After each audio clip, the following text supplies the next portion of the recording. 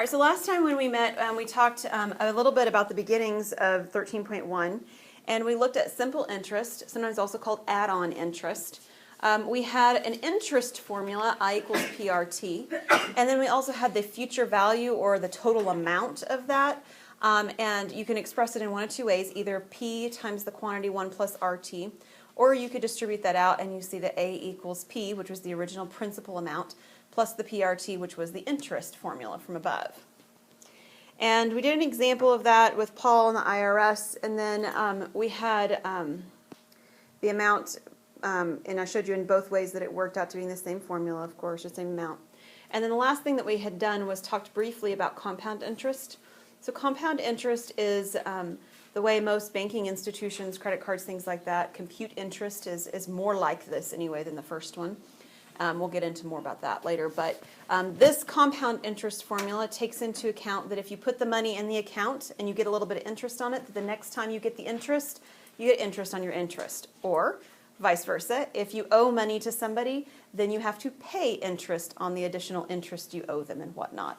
And so this formula takes care of that. You'll notice the additional component in here that wasn't there from before was this letter N. N is the number of compoundings per year. We talked about that as being like monthly is 12 times a year, quarterly is 4 times a year, and so forth. And then we had done one example. This example was a future value example. We had a principal of $7,500. The interest rate was 3.5%, compounded semi-annually, which meant N equals to 2, twice a year. For 25 years, we found the initial amount was $17,855.92, and then to find the interest that you would have incurred, you would take that $17,000 minus the original $7,500. So this is where we left off last time. The one other comment that I want to remind you of that we addressed is to be really cautious, because when you deal with the parentheses in some of your calculators, it doesn't interpret what you think you told it to do, and you might end up getting an answer slightly off. So you can deal with that several ways. You can just be double extra careful, put extra parentheses around everything in the exponent, or in most cases you can simply look at the exponent and say, oh, 2 times 25, I know that's 50. I'm just going to put 50 in there and I can avoid all the parentheses altogether. That kind of stuff. So we dealt with the parentheses issue a little bit last time. All right, so we're going to pick up where we left off and do another problem with compound interest. All right, so we have a problem asking us now for the present value. So when you are asked for present value is equivalent to being asked for you to find, let me change my colors on my screen, just a sec. It's yellow. To find the principal. Okay, present value is equivalent to finding the principal.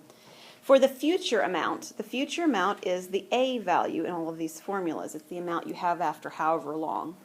So one of the ways that you can think about it is if I want to save up $10,000 to buy a car 3 years from now, how much money would I have to save from the money my parents gave me to, I don't know, go have fun doing something or other and stick in an account so that I'd have that money when I want it? How much would I have to set aside now to have this amount in the future? That's kind of the way to think about it. So what you're actually being given is not everything on the right-hand side of the equation. That's the difference. So the equations that we've been working with, this one you know that you need the compound interest formula because it says compounded quarterly, right? It's compounded interest. So the formula that I need is A equals P times 1 plus R over N to the NT. All right, so somebody tell me where one of these numbers goes. What's going to go where? P is 9860. Is it? A. A is 9860, right? We're actually going to be trying to find P. P is the one value we don't know.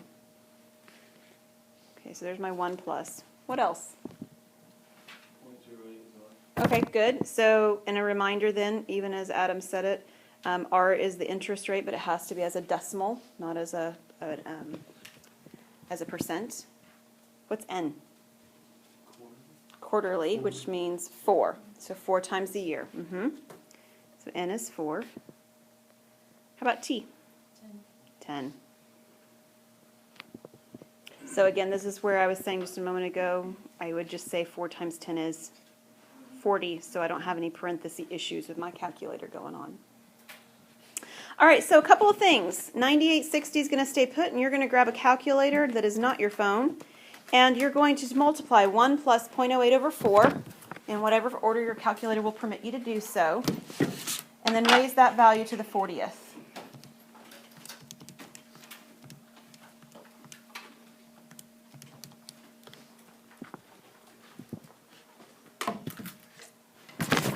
Don't round anything for the moment. What'd you get? Do you want to give me my value, Tyler? What do you have? With all the decimals. 1 plus 0.08 over 4. 1.08 over, well, no, you've got 1 plus 0.08 over 4, so you're not going to add the 1 and the 0.08, but the 0.08 divide by 4. Your calculator will do it for you, though, just fine, if you type it in that way. Yours will, because it's a graphing calculator. Do you have a value, Hillary? I have a value, but I'm not sure. You have one, Mark? What do you have? I have 2.208 or 3966. If it did it right. You may not have quite as many decimals as I do. It depends on how accurate or how long your decimals keep in your calculator. But keep everything. Because if you round too soon, we talked just in passing a little bit last time about a movie that I cited the wrong actor for, but about rounding issues, and rounding issues affect things, and so the rounding issues have been known to institute fraud in different cases and whatnot as well. So keep all your decimals round very much at the very end only. Okay, so here we have a value. How in the world am I going to solve for p? Think algebra. I divide by this ugly decimal that I just got, this really long one, right? Okay, so I'm going to divide 9860 by 2.208039664.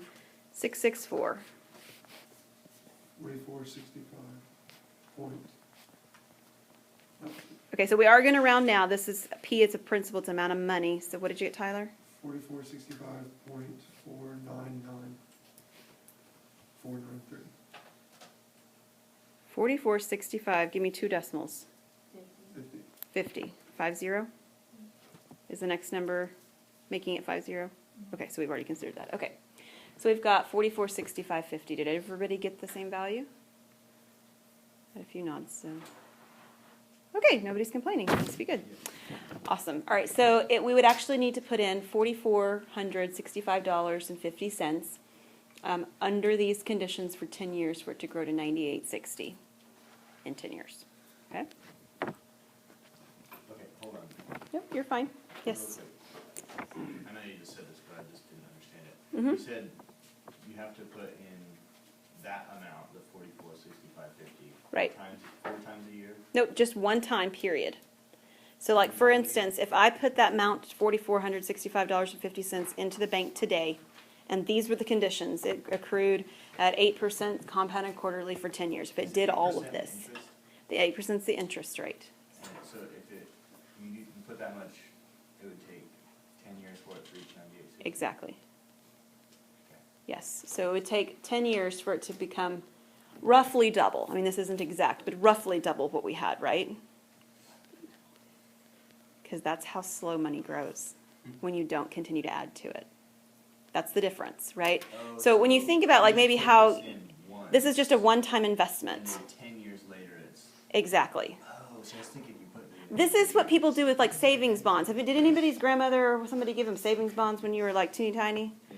This is what savings bonds do, right? They cost the consumer. I got one when I graduated from high school. A great uncle sent me a $50 savings bond.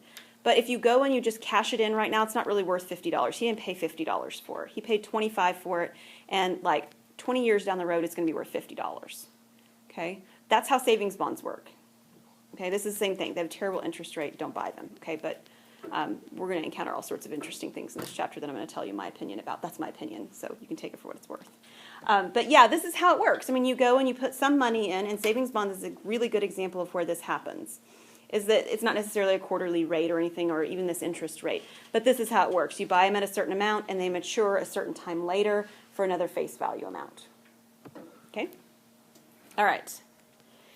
Effective annual yield. So have you guys ever heard when they do, and they do this on television, when they are advertising car sales, they'll talk about the APR and the APY. Have you heard about that? Yes. The such and such percent APR, such and such percent APY. Okay, financing and whatever. What's that, Mark? I don't think I've heard APY. APY is the annual effect, or is the effective annual yield, or sometimes called the annual percentage yield, APY. So I'm going to write it as APY because in fact, your book actually calls it just Y equals, and that's fine. They can call it Y equals. But APY is a little bit more common notation across textbooks and life, so that's what I wrote.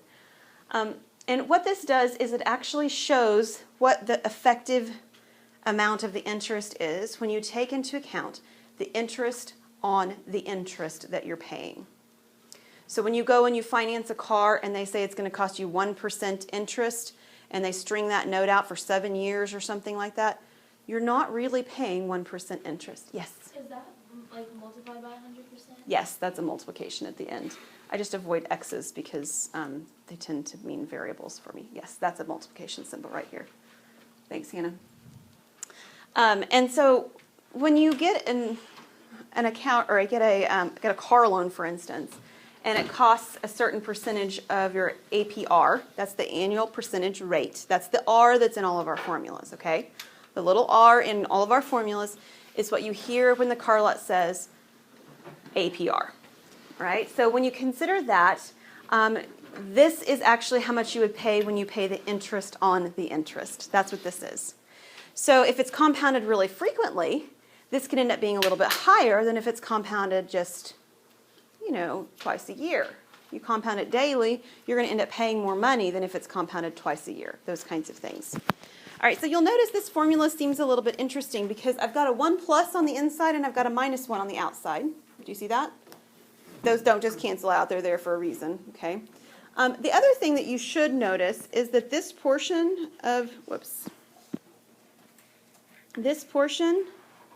is actually from the other formula, isn't it? So that's not by accident. It's this portion of the formula. And it's the portion of the formula that, notice what it does. It involves the rate, and it involves the number of compoundings, right? Which was exactly what I was saying, that this is supposed to sort of, equate. It allows you to consider what bank maybe is going to give you the best return on your money, or what bank is going to give you the best loan, by sort of making things equal. Because if one of them gives you an interest rate and is compounded quarterly, and another one gives you an interest rate that's compounded monthly, you have to have a way to compare them. Make sense? APY is what does that. It allows you to make that comparison. All right, so we're going to do an example. It says, suppose that a bank pays a nominal rate. So the first thing I want you to know is what nominal means. Nominal rate is the R value, or it's considered the APR if you're talking about, if you hear it use APR, nominal rate, and R, that all the same thing. All the same thing, okay? The nominal rate of 2% on a savings deposit, which would actually be a stellar rate at a savings account right now, because savings account rates are really, really low these days. Find the effective annual yield, that's the APY, if the interest rate is compounded monthly. Okay, so monthly means that n is equal to what?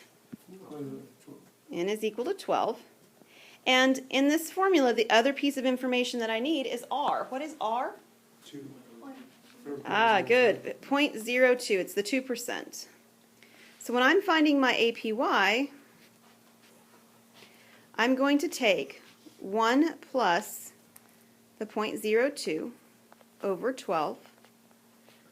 I'm going to raise that to the 12th power. I'm going to subtract the number 1. And then in reality, I want to turn this into an interest rate, which is why I've included the times 100 in the formula. Your book actually leaves that out. But we always talk about it in terms of interest rates, so it doesn't really make sense to do so, to leave it out. All right, so take your calculator.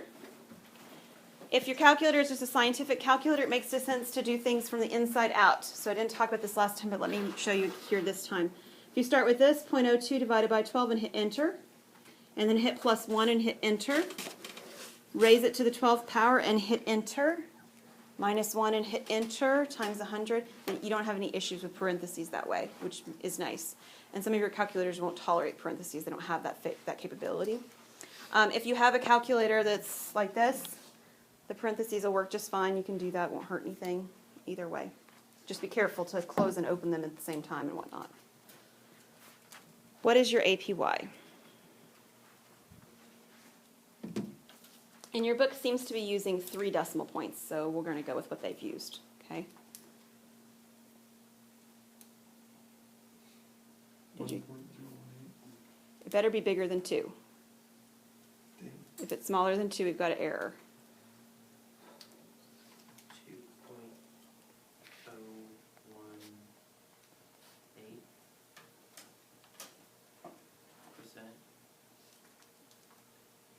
Do I have a second? Hold on. You have that? Britton, did you get that value? I don't know. You don't have your calculator. How's it going, Mark? You want the decimal number? I want to know what the whole value is with 3 decimal places. Well, just with Did- the equation before the times 100%. Oh, hit the times 100. Times it by hundreds, yeah. Times by. Do you want us to multiply it by 100 or 100%? 100, and then percent is the unit on it. Yeah. Did anybody not get this value? 2.018. Okay. Did anybody not get this value? Okay. All right, so yes, so it's slightly more than 2. And so this is sort of one of those red flag moments. So when Tyler gave me a value of 1 point something, I said, that has to be wrong. It has to be slightly more than the interest rate that you were actually given to start with, okay? Because this is interest on interest. It's got to be slightly more. So this is where it's monthly.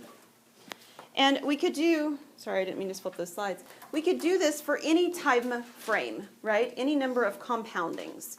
So notice what it doesn't affect, though. The actual number of years that the account is open or whatever, it doesn't affect it, does it? Because T is not in this particular formula. It is not affected by that. It's only affected by the number of compoundings and the interest rate. All right, continuously compounded interest. This is, I think, our last one in this packet. Yeah. All right, so this is interest compounded at a continuous rate as opposed to monthly, annually, etc. And this is the formula, A equals PE to the RT.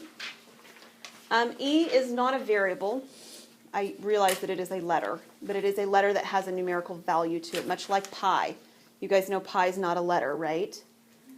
Okay, it maybe feels a little bit more normal to say it because it's not one of our letters and E is, but E actually has a numerical value. It's roughly 2.718. That is not an exact value, and that is not a value you're supposed to use. You need to use the exact value in your calculator, and as long as you have a scientific calculator, there's an E in it. If you don't know where it is, we'll find it when we get to group work, okay? But you have an E in your calculator, and this is the rough approximation with 3 decimal points for E.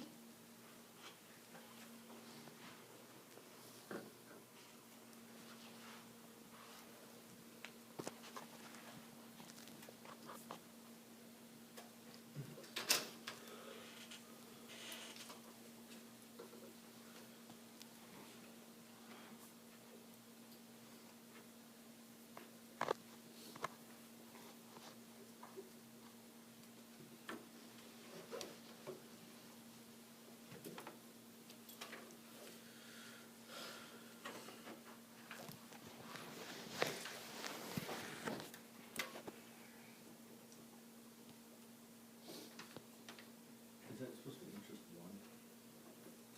1? I. We used I to represent interest rate. I.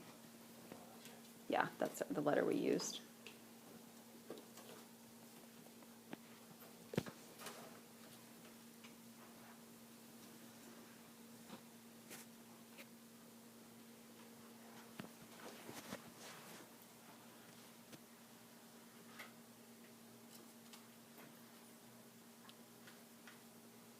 Okay. Can I go to the next slide? Just if you're done. Okay, go. All right, so we're going to find the present value for a future amount. We've already done this once today. That means find out how much I need to put in now to have a certain amount in the future. Using the data from problem number 2, so we're going to go back, find the future value if the account is compounded continuously.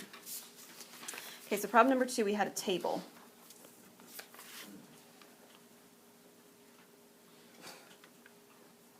I don't know, my directions don't match what I just told you to do. We're going to find a future value. I'm sorry.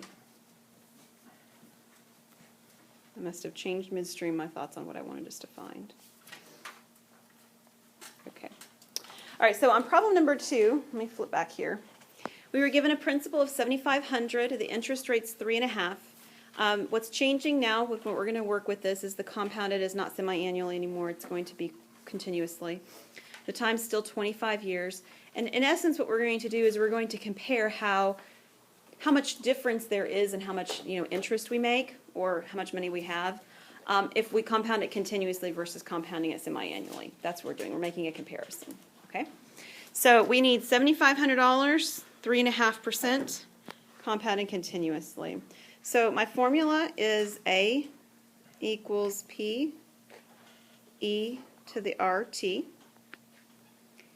A, the amount, the future amount, is what I do not know. What is P? 7,500, good.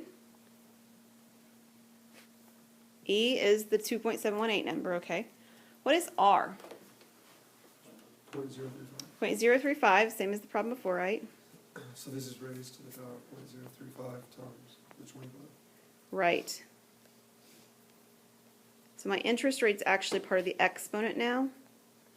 And again, we need to use a little bit of caution with our calculator. If you're scared, like sometimes I am, that your calculator's not going to understand you very well, just find out what that number is on top. It's 0.875.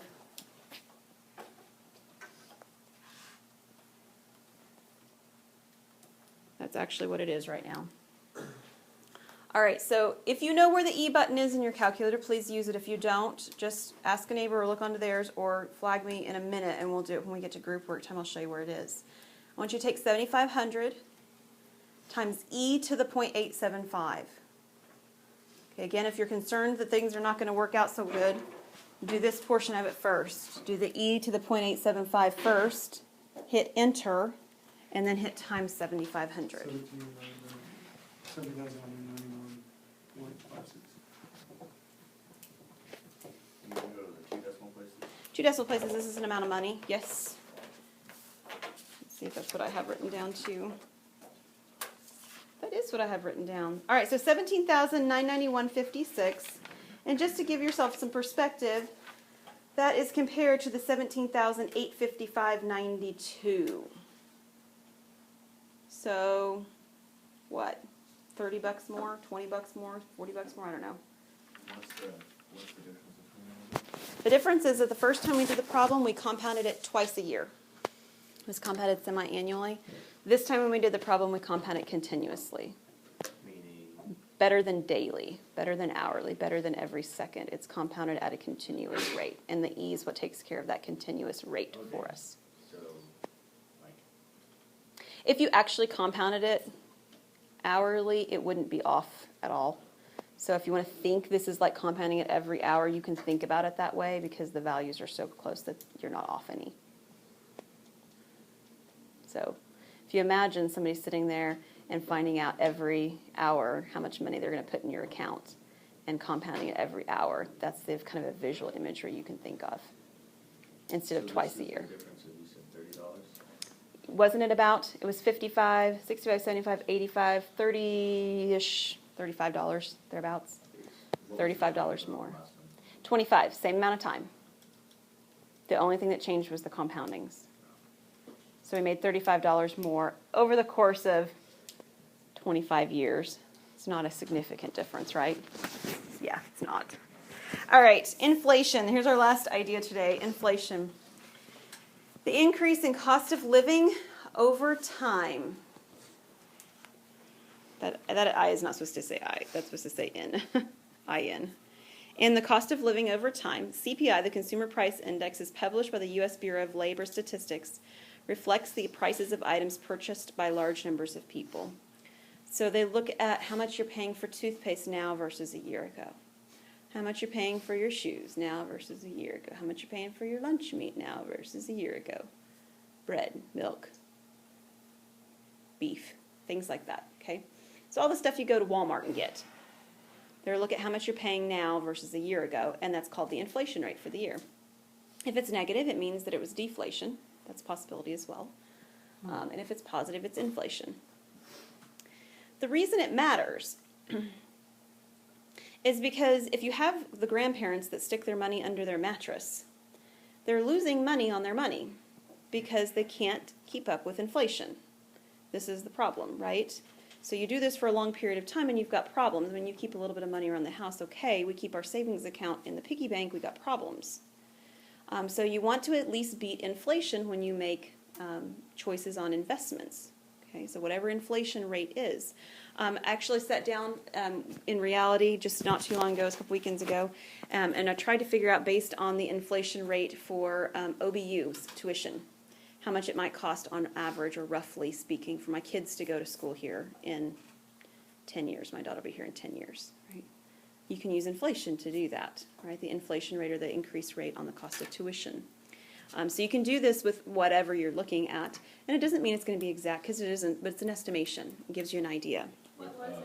With everything that they're I don't trying to remember. accomplish before 2020, do you think that's gonna raise a significant amount? I was just using the numbers over the last 3 years. So, yeah, I don't know. I don't know for sure. I mean, it has to keep going up because the cost of everything keeps going up, you know, so. But statistically speaking, the cost of tuition has gone up more than the cost of inflation as a general statement across the U.S. In the last number of years, too. So your tuition rate's raising higher than the rate of inflation right now. So, but it's not just here. That's in You are everywhere. employed by a private college that I- does get to do what they please with their $90 million annual. Yeah, it's not just exactly quite that simple, though. So, all right, let's take a look and keep going. One more slide, I think. Solve the following. In 2010, a small car costs $18,500. This is very generic. I just took it straight from your book, but the inflation price for 2020 at 5%. I'm sorry. Find the inflation price in the year 2020 at 5% inflation rate. Okay, so the 5% is acting like the interest rate R in the equation that we had. Okay, and this is continuously compounded. All right, so we're using that same formula that we had a moment ago. That was A equals P e to the RT. So P is the amount that the car would cost today. That's the $18,500. R is my interest rate, which is my, I said today, in 2010 I should have said. My interest rate is what in this problem? 0.05.